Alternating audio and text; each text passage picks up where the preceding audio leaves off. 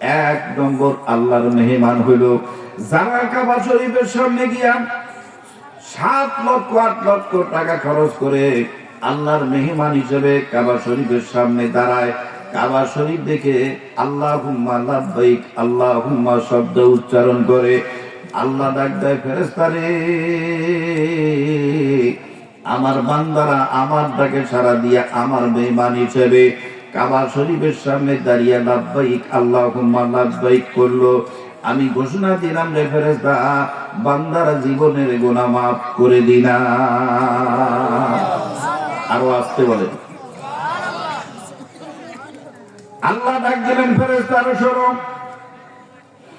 আমার মেহমানের জীবনের গুনাহ মাফ করে দিলাম।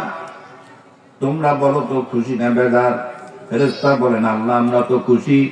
আল্লাহ বললেন, না আমি খুশি হতে পারলাম না। উলাইকা ইউবাদদিলুল্লাহু সাইয়্যাতিহিম হাসানাত।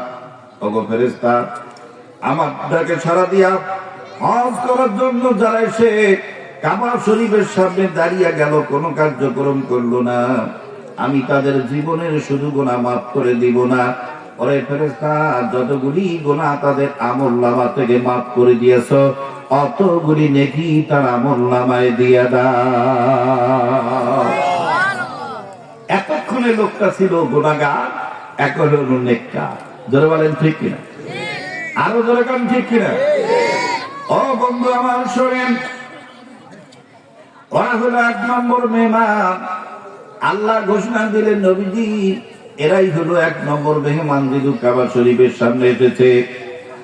আর আপনারা হলেন আল্লাহর 2 নম্বরের মেহমান, যারা কাবা শরীফে যেতে পারেন না, কোরআন শরীফের ছত্র ছায় এসে আল্লাহর কালাম শোনেন, তারা হলো 2 নম্বর মেহমান। জোরে কোন সুবহানাল্লাহ।